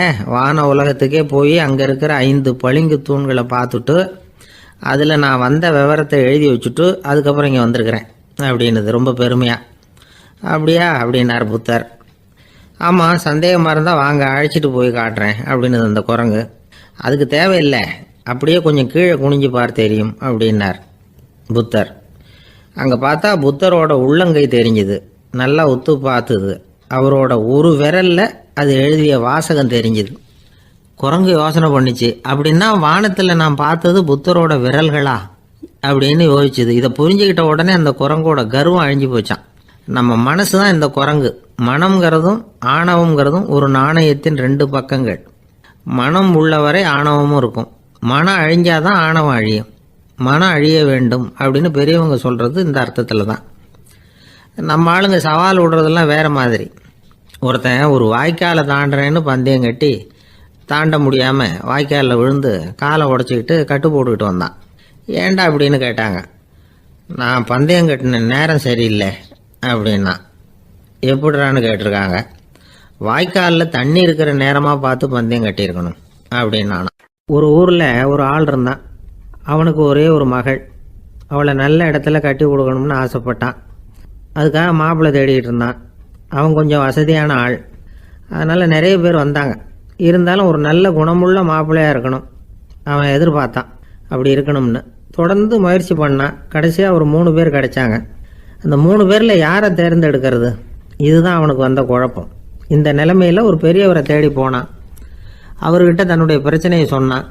அவர் கொஞ்சம் யோசனை பண்ணார். அதுக்கப்புறம் 3 பேரையும் கூப்பிட்டார். இதை பாருங்கப்பா, உங்கள் 3 பேருக்கும் 3 மாத கால அவகாசம் தர்றேன். நீங்கள் இப்போ போகலாம். 3 மாதம் கழித்து திரும்பி வரலாம். அப்படி வரும்பொழுது இந்த 3 மாத காலத்தில் நீங்கள் செஞ்ச நல்ல காரியம் ஏதாவது ஒன்று சொல்லணும். அதை வச்சு உங்களில் ஒருத்தரை நாங்கள் தேர்ந்தெடுத்துக்கிறோம் அப்படின்னு சொன்னாராம். 3 பேரும் சரின்னு சொல்லிவிட்டு திரும்பி போயிட்டாங்க. 3 மாதம் ஆச்சு. அதுக்கப்புறம் ஒரு நாள் திரும்பி வந்தாங்க. அவர் அவங்கள கூப்பிட்டு உட்கார வச்சார். அப்புறம் கேட்டார், இப்போ சொல்லுங்கள், இந்த 3 மாத காலத்தில் நீங்கள் செஞ்சுருக்கிற ஏதாவது ஒரு நல்ல காரியத்தை சொல்லுங்க அப்படின்னார். முதல்ல ஒருத்தன் எழுந்திரிச்சு நின்னான். ஐயா, எங்கள் அப்பா இறந்த பிறகு அவரோட கணக்கு வழக்குகளை எடுத்து பார்த்துக்கிட்டு இருந்தேன். அவர் ஒரு வியாபாரிகிட்ட 10,000 ரூபா கடன் வாங்கியிருக்கிறதாக எழுதியிருந்தார். அந்த வியாபாரியும் இப்போ உயிரோடு இல்லை. இருந்தாலும் அந்த வியாபாரியோட மகனை தேடி கண்டுபிடிச்சேன். கணக்கு புத்தகத்தை காட்டினேன். உங்கள் அப்பா கிட்ட 10,000 ரூபா கடன் வாங்கியிருக்கிறதாக இதை எழுதியிருக்கிறார். அதனால் அதை திருப்பி கொடுக்கறதுக்காக வந்திருக்கிறேன். இந்தாங்க அந்த பணம் அப்படின்னு சொல்லி கொடுத்துட்டு வந்துட்டேன் அப்படின்னு நானும். இதை பெரியவர் கவனமாக கேட்டுக்கிட்டார். அதுக்கப்புறம் 2வது இளைஞன் எழுந்திரிச்சான். ஐயா, நான் போன மாதம் ஒரு நாள் ராத்திரி வேளையில் ஒரு காட்டுப்பாதை வழியாக எங்கள் ஊருக்கு போய்கிட்டு இருந்தேன். அந்த சமயத்தில் அந்த வழியாக வந்துக்கிட்டு இருந்த ஒரு வழிப்போக்கர்கிட்ட 4-5 திருடர்கள் வம்பு வளர்த்து அவர்கிட்ட இருந்த பொருளை எல்லாம் கொள்ளையடிச்சிக்கிட்டு இருந்தாங்க. நான் உடனே ஒரு குச்சியை எடுத்துகிட்டு ஓடினேன். அந்த திருடர்களை அடித்து விரட்டினேன். பொருளை எல்லாம் மீட்டு அந்த வழிப்போக்கர்கிட்ட ஒப்படைச்சேன். அவரை பத்திரமா அழைச்சிக்கிட்டு போய் அவர் வீட்டில் விட்டுட்டு வந்தேன் அப்படின்னு நானும். இதையும் பெரியவர் கவனமாக கேட்டுக்கிட்டார். அடுத்தபடியாக 3வது இளைஞன் எழுந்திரிச்சான். ஐயா, போன மாதம் ஒரு நாள் நான் ஒரு மலைப்பாதை வழியாக போய்கிட்டு இருந்தேன். மலைப்பாதை விளிம்பில் ஒரு மதகு கட்டை, அது மேலே ஒரு ஆள் படுத்து தூங்கிட்டு இருந்தான். அந்த பக்கம் தவறி உருண்டு விழுந்திருந்தான்னா அதில் பாதாளம். அது மலையடி வாரத்தில் போய் தான் விழணும். அவ்வளவு பள்ளம். அது தெரியாமல் அவன் பாட்டுக்கு தூங்கிட்டு இருந்தான். நான் உடனே அவன்கிட்ட ஓடி போய் குனிஞ்சு அவன் முகத்தை பார்த்தேன். அப்போ தான் புரிஞ்சுது, அவன் ஏற்கனவே எனக்கு தெரியும். அவனை எனக்கு நிறைய கெடுதல் பண்ணியிருக்கிறான், இடைஞ்சல் கொடுத்தவன். இருந்தாலும் ஐயோ பாவம்னு நினச்சி அவனை எழுப்பி பாதுகாப்பாக வேற ஒரு இடத்துல படுக்க வச்சுட்டு வந்தேன் அப்படின்னு நானும். பெரியவர் இதையும் கேட்டுக்கிட்டார். அதுக்கப்புறம் அவங்க 3 பேரையும் பார்த்து, நீங்கள் போகலாம், நாங்கள் யோசித்து முடிவு பண்ணி உங்களுக்கு சொல்லி அனுப்புகிறோம் அப்படின்னாராம். அந்த இளைஞர்கள் புறப்பட்டு போயிட்டாங்க. அதுக்கப்புறம் அந்த பெண்ணோட அப்பாவை பார்த்து சொன்னார், இந்த 3 பேருமே நல்ல பிள்ளைங்க தான், அதில் ஒன்றும் சந்தேகம் இல்லை. இருந்தாலும் இந்த 3 பேர் செஞ்ச செயல்களையும் ஒப்பிட்டு பார்க்க வேண்டியிருக்கு. முதல் இளைஞன் நேர்மைக்கு எடுத்துக்காட்டாக விளங்குறான். இந்த காலத்தில் இது மாதிரி இளைஞர்களை பார்க்கறது ரொம்ப கஷ்டம்தான். இருந்தாலும் அவன் கடமையை தான் செஞ்சான். 2வது இளைஞன் நல்ல வீரன், தைரியசாலி. ஒரு வீரன் எதை செய்யணுமோ அதைத்தான் இவன் செஞ்சான். இவன் ஒரு லட்சிய மனிதன். 3வது இளைஞன் தன்னுடைய பகைவனுக்கே உதவி செஞ்சிருக்கான். அவன் உயிரை காப்பாற்றியிருக்கிறான். பகைவனுக்கு அருள்வதுங்கிறது ஒரு சாதாரண மனுஷனால் செய்யக்கூடிய காரியம் இல்லை. பகையை மறக்கிறதும் பகைவனுக்கு அருள்வதும் தெய்வீக பண்புகள். அதனால் இவனையே உன்னுடைய மகளுக்கு ஏற்ற மாப்பிள்ளையா தேர்ந்தெடுக்கலாம் அப்படின்னு சொன்னாங்களாம். ஒரு நல்ல நாளில் அவங்களுக்கு திருமணம் நல்ல விதமாக நடந்து முடிஞ்சுதான். இது சுவாமி சின்மயானந்தர் சொல்லியிருக்கிற ஒரு கதை. இதிலேருந்து நாம் புரிந்து கொள்ள வேண்டிய ஒரு கருத்து, நமக்கு கெடுதல் பண்ணவங்களுக்கும் நாம் நல்லது செய்யணும். ஆனால் நடைமுறையில் அப்படி நம்மளால் செய்ய முடியறதில்ல. அதுதான் சிக்கல். நம்மால் ஒருத்தங்கிட்ட கேட்டான், ஏண்டா உன்னுடைய பகைவன் ஒருத்தன் அது மாதிரி ஒரு மலைப்பாதை மதகு கட்டையில் படுத்திருந்தா உடனே நீ என்ன நினைப்ப அப்படின்னு கேட்டோம். இது ஒரு அருமையான சந்தர்ப்பம்னு நினைப்பேன் அப்படின்னா. எதுக்குன்னு கேட்டோம். அவனை அந்த பக்கமாக உருட்டி கீழே தள்ளுறதுக்கு அப்படின்னா. ஒரே ஒரு ஊரில் ஒரு பாதிரியார் இருந்தார். ரொம்ப நாள் சந்தோஷமாக வாழ்ந்தார். ஒரு நாள் அவர் மடத்து சமையல் அறையில் பாத்திரங்களை கழுவி துலக்கி சுத்தப்படுத்திக்கிட்டு இருந்தார். அந்த சமயத்தில் ஒரு தேவதூதன் அவர் முன்னாடி வந்து நின்னான். இவர் நிமிர்ந்து பார்த்தார். ஆண்டவர் என்னை உங்ககிட்ட அனுப்பியிருக்கிறார், பரலோகத்தில் வாசம் செய்யறதுக்கு உங்களுக்கு நேரம் வந்துட்டுது அப்படின்னு அந்த ஆள். ஆண்டவருக்கு என்னோட ஞாபகம் வந்ததுக்கு நன்றி. ஆனாலும் இப்போ இங்கே நீயே பாரு, எவ்வளவு பாண்டங்கள் பாக்கி இருக்கு, இவ்வளவையும் நான் சுத்தப்படுத்த வேண்டியிருக்கு. நான் நன்றி கெட்டவனாக இருக்க விரும்பலை. இந்த பணியை முடிக்கிற வரைக்கும் என்னுடைய பரலோக வாழ்வை தள்ளி வைக்க முடியுமா? நீ என்ன நினைக்கிற அப்படின்னு கேட்டார். தேவதூதன் தனக்கே உரிய விவேகத்தோட அன்போட பாதிரியாரை பார்த்தான். சரி, என்ன செய்யலாம்ங்கிறத அப்புறம் சொல்கிறேன் அப்படின்னு சொல்லிவிட்டு புறப்பட்டு போயிட்டான். ஒரு நாள் அந்த பாதிரியார் தோட்டத்தில் உள்ள களைகளை எல்லாம் ஒரு களை கொத்தியால் கொத்தி களை எடுத்துக்கிட்டு இருக்கிறார். அந்த சமயத்தில் இந்த தேவதூதன் மறுபடியும் அவர் முன்னாடி நிற்கிறான். பாதிரியார் பார்த்தார். இதை பாரு, இந்த தோட்டம் பூராவும் எவ்வளவு களை மண்டி கிடக்கு, பரலோகம் கொஞ்ச காலம் எனக்காக பொறுத்திருக்கலாம்னு நீ நினைக்கிறியா அப்படின்னு கேட்டார். தேவதூதன் சிரிச்சுக்கிட்டே மறுபடியும் மறைஞ்சிட்டான். மறுபடியும் அவர் களை எடுக்கிறது, தானிய களஞ்சியத்துக்கு வர்ணம் பூசுறது, இப்படிப்பட்ட வேலைகளில் ஈடுபட்டிருக்கார். இன்னொரு நாள் ஒரு மருத்துவமனையில் நோயாளிகளை கவனிச்சுக்கிட்டு ரொம்ப தீவிரமாக இருக்கிறார் அந்த பாதிரியார். ஒரு நோயாளியோட தாகத்துக்கு தண்ணீர் கொடுத்துட்டு நிமிர்ந்து பார்க்குறப்போ தேவதூதன் மறுபடியும் அவர் முன்னாடி நிற்கிறான். இந்த தடவை பாதிரியார் தன்னலமற்றவராக பேரன்பை காட்டக்கூடிய வகையில் தன்னுடைய 2 கைகளையும் உயர்த்தியபடி தேவதூதனின் கவனத்தை பிணியால் வாடக்கூடிய நோயாளிகளின் பக்கம் திருப்பினாராம்.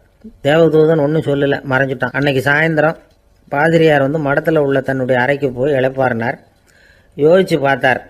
தேவதூதனையும் தேவதூதனின் விருப்பத்தையும் பல நாள் தள்ளி போட்டு வந்ததையும் அவர் ரொம்ப நினச்சி பார்த்தார். திடீர்னு தான் முதுமை அடைகிறதையும் சோர்வு அடைகிறதையும் உணர்ந்தார். ஆண்டவரை நினைச்சார். ஆண்டவரே, உம்முடைய தூதனை மறுபடியும் என்கிட்ட அனுப்புனா நான் சந்திக்கிறதுக்கு ஆவலாக இருக்கேன் அப்படின்னு சொல்கிறப்பவே தேவதூதன் பக்கத்தில் நின்னான். பாதிரியார் நிமிர்ந்து பார்த்தார். நீ இப்போவே என்னை அழைச்சிக்கிட்டு போக விரும்பினா நான் பரலோகத்துக்கு வர்றதுக்கு தயாராக இருக்கேன்னார்.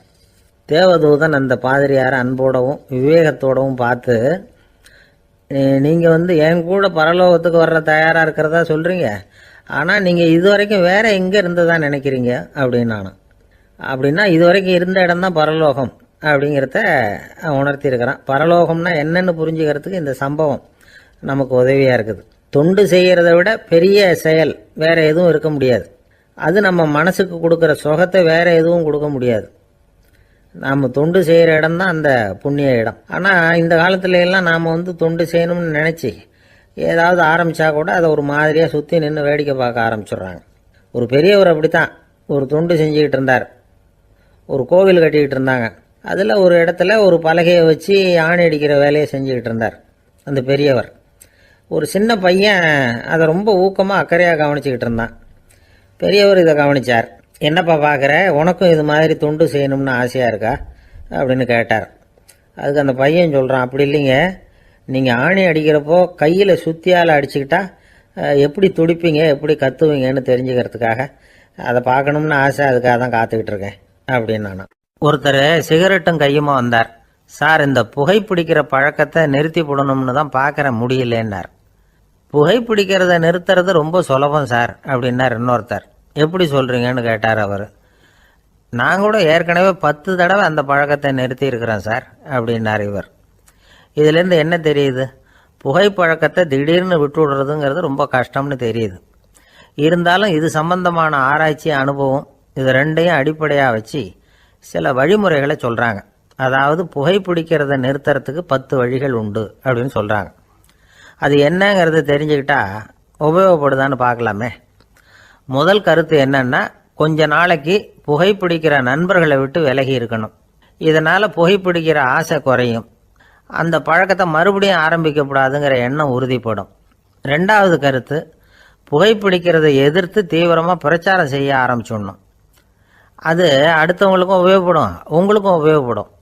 உங்கள் உள்ளுணர்வை அது தூண்டும், உங்களை உறுதி கொள்ள வைக்கும். மூன்றாவது கருத்து என்னன்னா, தினமும் 2 தடவை குளிக்கணும். எப்படி தெரியுமா? முதல்ல வெது வெதுப்பான தண்ணீர், அப்புறம் குளிர்ந்த தண்ணீர், இப்படி மாறி மாறி குளிக்கணுமா. 4வது கருத்து, உடற்பயிற்சிகள் செய்யணும். மூச்சு வாங்குற மாதிரியான பயிற்சிகள் ரொம்ப நல்லதான். பிராணாயாமம் அப்படிங்கிற மூச்சு பயிற்சி ரொம்ப நல்லதுங்கிறாங்க. அப்புறம் 5வது கருத்து, சாப்பாடு மிதமாக இருக்கணும், சீராக இருக்கணும். பச்சை காய்கறிகள், பழங்கள் சாப்பாட்டில் சேர்த்துக்கலாம். அடிக்கடி கொஞ்சம் கொஞ்சமாக சாப்பிட்டு ரத்தத்தில் சர்க்கரையின் அளவை பராமரிக்கணும். இது நரம்புகளை அமைதிப்படுத்தும். 6வது கருத்து என்னன்னா, ரொம்ப நேரம் பசியோடு இருக்கக்கூடாது. புகைப்பிடிக்கிறத நிறுத்த முயற்சி செய்யும் பொழுது எடை குறைப்பு நடவடிக்கைகளை மேற்கொள்ளக்கூடாது. 7வது கருத்து, காப்பி, தேநீர், மதுபானம், அப்புறம் போதைப் பொருள்கள் கலந்த உணவுகள் இதெல்லாம் வேணாம். புகைப்பிடிக்கிறத அதெல்லாம் ஊக்கப்படுத்தும். கடுகு, மிளகு, அப்புறம் காரமான பொருள்களை தவிர்க்கணும். உப்பு அளவை குறைக்கணும். தினமும் 10 குவளை தண்ணீராவது குடிக்கணும். வெறும் தண்ணி புகைப்பிடிக்கிற ஆவலை தணிக்குதான். 8வது கருத்து, கையில் சிகரெட்டு, புகையில ஏதாவது இருந்தால் உடனே தூக்கி எறிஞ்சிருங்க. அது கையில் இருக்கிற வரைக்கும் புகைப்பிடிக்கிற ஆசை வந்துக்கிட்டே இருக்கும். 9வது கருத்து என்னன்னா, இறை நம்பிக்கை உள்ளவங்க புகைப்பிடிக்கிற எண்ணம் வர்றப்போவெல்லாம் பிரார்த்தனை செய்ய ஆரம்பிச்சுடலாம். 10வது கருத்து, உங்களுக்கு ரொம்பவும் வேண்டியவங்க யாரோ அவங்கக்கிட்ட எல்லாம் நீங்கள் புகைப்பிடிக்கிறத நிறுத்தி விட்டதா சொல்லிவிடுங்க. இந்த 10 வழிகளையும் கடைபிடிக்க ஆரம்பிச்சுட்டா புகைப்பிடிக்கும் பழக்கத்தை நிறுத்தி விடலாம் அப்படின்னு சொல்கிறாங்க அனுபவப்பட்டவங்க. முயற்சி பண்ணி பார்க்கலாம். ஒரு முக்கியமான இடத்துல நின்றுக்கிட்டு இருந்தார் ஒருத்தர். அங்கே இன்னொருத்தர், ஏன் சார் இந்த இடத்துல சிகரெட் பிடிக்கலாமா அப்படின்னு அனுமதி கேட்டார். இந்த இடத்துல சிகரெட் பிடிக்கக்கூடாதுங்க அப்படின்னாரு இவர். நீங்கள் இப்படி சொல்கிறீங்க, ஆனால் இந்த இடத்துல கீழே நிறைய சிகரெட் துண்டுகள் கிடக்குதே, அவங்கெல்லாம் யார்? அவங்கெல்லாம் உங்கள் மாதிரி என்கிட்ட அனுமதி கேட்காதவங்க அப்படின்னாராம் இவர். ஒரு சீன தேசத்து அரசர் இருந்தார். அவருக்கு வயசாயிட்டுது. அவருக்கு அடுத்தபடியாக அவருடைய புள்ள பட்டத்துக்கு வரணும், ஆட்சி பொறுப்பை ஏற்றுக்கணும். ஒரு நல்ல தலைவனுக்கு இருக்க வேண்டிய பண்புகள்லாம் தன்னுடைய மகனுக்கு இருக்கணும்னு விரும்பினார் அந்த அரசர். அதனால் இளவரசனை பக்கத்தில் இருந்த ஒரு குரு கிட்ட அனுப்புனார். இளவரசன் அவர்கிட்ட போய் சேர்ந்தான். அந்த குரு என்ன பண்ணார் தெரியுமா? இவனை பார்த்து சொன்னார், இதை பாருப்பா, நீ என்ன பண்ணுற, இப்போவே பக்கத்தில் இருக்கிற காட்டுக்கு போ, நடுக்காட்டில் போய் ஒரு இடத்துல உட்காந்துக்கோ. அங்கே என்னென்ன சத்தம்லாம் உன் காதில் விழுதுன்னு கவனித்து கேளு. உன் காதில் விழுந்த ஓசைகள் என்னென்னங்கிறத என்கிட்ட சொல்லு, அதுதான் எனக்கு தெரியணும், உனக்கு வேலையும் அதுதான் அப்படின்னு சொல்லி அனுப்பி வச்சுட்டார். இளவரசன் காட்டுக்கு போனான். குரு சொன்னபடியே ஒரு இடத்துல உட்காந்து கவனித்து கேட்டான். அதுக்கப்புறம் குருக்கிட்ட திரும்பி வந்தான். என்னென்ன சத்தம்லாம் கேட்ட அப்படின்னு கேட்டார் குரு. குருவே, காட்டில் நான் பறவைகள் சத்தம்லாம் கேட்டேன், மிருகங்களின் ஓசையையும் கேட்டேன், இதை தவிர இடி, மின்னல், மழை இதுகளோட சத்தத்தையும் கேட்டேன் அப்படின்னா. குரு யோசனை பண்ணார், நீ இன்னமும் சரியாக கேட்கல, அதனால் மறுபடியும் காட்டுக்கு போ, கொஞ்ச நாள் தங்கியிருந்து கேட்டுட்டு வா அப்படின்னார். இளவரசனுக்கு ஒன்றும் புரியல. இருந்தாலும் குருவின் கட்டளையாச்சே, மறுக்க முடியுமா? உடனே அவன் மறுபடியும் காட்டுக்கு போனான். ஒரு இடத்துல உட்காந்தான். கொஞ்ச நேரம் உன்னிப்பாக கவனித்து கேட்டான். சில நாள் கழித்து குருக்கிட்ட திரும்பி வந்தான். குருவே, இந்த தடவை சில துல்லியமான சத்தங்களை எல்லாம் கேட்டான். தேனி பறக்கிற சத்தம், நீரோடையின் மெல்லிய ஓசை, இதெல்லாம் கேட்டேன்னா. குரு சிரித்தார். நீ மறுபடியும் காட்டுக்கு போ, இன்னும் சில நாள் அங்கே இரு, முழுமையாக கவனமாக கேட்டுக்கிட்டு வா அப்படின்னு சொல்லி அனுப்பி வச்சுட்டார். இளவரசனுக்கு குழப்பம் அதிகமாயிட்டுது. ஒன்றுமே புரியல. மறுபடியும் காட்டுக்கு போனான். மௌனமாக ஒரு இடத்துல உட்காந்துட்டான். அப்படியே தியானத்தில் ஆழ்ந்துட்டான். சில நாளில் அவனுக்கு இதுவரை கேட்காத ஓசைகள்லாம் கேட்க ஆரம்பிச்சிட்டுது. இதைத்தான் நான் கேட்கணும்னு என்னுடைய குரு எதிர்பார்த்துருக்கிறாருங்கிறத புரிஞ்சுக்கிட்டான். உடனே குரு கிட்ட ஓடனான். குருவே, இந்த தடவை காதுகளுக்கு கேட்க முடியாத சில ஓசைகளை கூட என்னால் உணர முடிஞ்சுது. பூ மலருகிற ஓசை, சூரியனால் பூமி சூடாகிறப்போ எழுகிற ஓசை, காலை பனித்துளி இந்த புல்லுலாம் குடிக்கிற ஓசை, இது எல்லாம் என்னால் நல்லா கேட்க முடிஞ்சுது அப்படின்னா. குருவுக்கு இப்போ தான் திருப்தி ஏற்பட்டு தான். இளவரசனை பார்த்து சொன்னார், இதை பாருப்பா, இப்போ தான் நாட்டை ஆளுகிற தகுதி உனக்கு வந்திருக்குது அப்படின்னு சொல்லி அதுக்கு விளக்கமும் கொடுத்தாராம். எந்த அரசன் தன்னுடைய மக்களின் எதையும் பேசுகிற மௌன மொழியை, மௌன வார்த்தைகளை கேட்குறானோ அவன்தான் ஆள தகுதி உள்ளவன். எந்த அரசன் தன்னுடைய மக்களின் உணர்ச்சிகளை உண்மையாக உணர்றானோ அவன்தான் முதன்மையான அரசன். போலி வார்த்தைகளை மட்டும் கேட்டுட்டு பல மௌன ராகங்களை காதில் வாங்கிக்காதவன் அரசனே இல்லை. எந்த நாட்டில் எப்போ ஒரு அரசன் தன்னுடைய மக்களின் உணர்ச்சிகளை கேட்க மறுக்கிறானோ அன்னையிலிருந்தே அந்த நாடு அழிய தொடங்குது அப்படின்னு அர்த்தம். இதுதான் அந்த குரு இளவரசனுக்கு போதிச்சது. வாயால் பேசுறத மட்டும் கேட்டு ஏமாறக்கூடாது, உணர்ச்சிகளையும் கேட்கறதுல தான் மனப்பக்குவம் உண்டாகும். மக்கள் உணர்ச்சிகளை புரிந்து கொள்ளாத அரசர்கள் நீடிச்சிருக்க முடியாது. அது மாதிரி நாடுகளில் அடிக்கடி குழப்பம் தான் உண்டாகும். அப்படி இருந்தால் அடிக்கடி ஆட்சி மாறிக்கிட்டு இருக்கும். அப்படிப்பட்ட ஒரு தேசம், அங்கே ஒரு சிறைச்சாலையில் 3 கைதிகள் பேசிக்கிட்டு இருந்தாங்க. ஒருத்தன் சொன்னான், நான் இந்த நாட்டு ராஜாவை எதிர்த்து பேசிக்கிட்டு இருந்தேன், அதனால் என்னை பிடிச்சி கொண்டாந்து இங்கே போட்டுட்டாங்க அப்படின்னா ஒருத்தன். இன்னொருத்தன் சொன்னான், நான் இந்த நாட்டு ராஜாவை ஆதரித்து பேசிக்கிட்டு இருந்தேன், அதனால் என்னை பிடிச்சி கொண்டாந்து இங்கே தள்ளிவிட்டாங்க அப்படின்னா. அது சரி, நீ என்ன தப்பு பண்ண அப்படின்னு சொல்லி 3வது ஆளை பார்த்து இவங்க கேட்டாங்க. அதுக்கு அந்த ஆள் சொல்கிறான், நான் தான் இந்த நாட்டு ராஜா அப்படின்னானா. திருநெல்வேலி மாவட்டத்தில் கோவில்பட்டிக்கு பக்கத்தில் உள்ள ஊர் கடம்பூர். காமராசர் முதலமைச்சராக இருந்த காலம். கடம்பூரில் ஒரு பள்ளி சீரமைப்பு மாநாடு நடக்குது. அந்த பக்கத்தில் உள்ள பள்ளிக்கூடம்லாம் அதில் கலந்துக்குது. கண்காட்சி வேற, ஊர் பூரா விழா கோலம். மறுநாள் மாநாடு நடக்க போகுது. ஆனால் முதல் நாளே மழை பிடிச்சிக்கிட்டுது. மறுநாளும் அது விடாமல் பேஞ்சிக்கிட்டு இருக்குது. காமராசர் காலையிலேருந்து பல்வேறு நிகழ்ச்சிகளில் கலந்துக்கிட்டு சாயந்தரமாக கடம்பூருக்கு வந்து சேர வேண்டியவர். மழை பேஞ்சிக்கிட்டு இருக்கிறதுனால நிகழ்ச்சி ரத்தாயிடுமோ என்னமோ அப்படின்னு எல்லாரும் சந்தேகப்பட்டுக்கிட்டு இருக்கிறாங்க. அவர் கோவில்பட்டி பயணிகள் விடுதியில் இருக்கிறார். கடம்பூர்லேருந்து சில பேர் போய் அவரை சந்திக்கிறாங்க. மழை பெஞ்சிக்கிட்டு இருக்குதே, என்ன செய்யலாம் அப்படின்னு கேட்குறாங்க. மழை பெஞ்சா நல்லது தானே, அதுக்காக மாநாட்டை எதுக்காக ரத்து செய்யணும்? ஆசிரியர்கள் எவ்வளவு கஷ்டப்பட்டு ஏற்பாடு பண்ண மாநாடு, கட்டாயம் வந்துடுறேன் அப்படின்னாராம் காமராசர். உடனே புறப்பட்டார். மழையை பொருட்படுத்தாத மக்கள் கூட்டம். அது கலையாமல் காத்துக்கிட்டு இருக்கிறாங்க அவ்வளோ பேரும். தலைவர் வந்துட்டார்னு தெரிஞ்சது ஜனங்களுக்கு ஏகப்பட்ட உற்சாகம். ஜனங்கள் அவ்வளவு உற்சாகமாக வரவேற்றாங்க. மாநாடு ஆரம்பமாச்சு.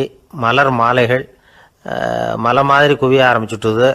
வரிசையாக ஒவ்வொரு கல்வி நிலையம் சார்பாகவும் வரவேற்பு பத்திரம் வாசித்து கொடுக்குறாங்க. என்ன வாசிக்கிறாங்கங்கிறத காமராசர் கூர்ந்து கவனிக்கிறார். ஏகப்பட்ட புகழ் மொழிகள், ரொம்ப பாராட்டி புகழ்ந்து என்னென்னமோ வாசிச்சுக்கிட்டு இருக்கிறாங்க. கொடை வள்ளலே, குணக்குன்றே, மலையே, கடலே, இப்படி தமிழ் மொழியில் பாராட்டுறதுக்கு எத்தனை வார்த்தைகள் உண்டோ அத்தனையும் அதில் சேர்த்துருக்குறாங்க. காமராசர் பொறுமை இழந்துட்டார். போதும் போதும், உங்கள் எல்லாரையும் பார்த்து 2 வார்த்தை பேசிவிட்டு போகிறதுக்காக தான் நான் வந்திருக்கிறேன். எல்லாரும் மழையில் சிரமப்பட்டு நின்றுட்டு இருக்கிறீங்க, இப்படி என்ன புகழ்ந்து படிச்சுக்கிட்டே இருந்தால் எப்படி அப்படின்னாராம். அதுக்கப்புறம் பேசி முடிச்சிருக்கிறார். மாநாட்டு நிகழ்ச்சிகள் முடிஞ்சதும் இன்னொரு நிகழ்ச்சியில் கலந்துக்கிறதுக்காக புறப்பட்டாராம். ஒரு திறந்த ஜீப்பில் அவரை ஊர்வலமாக அழைச்சிக்கிட்டு போயிருக்கிறாங்க. தெருவில் 2 பக்கமும் ஏகப்பட்ட கூட்டம்.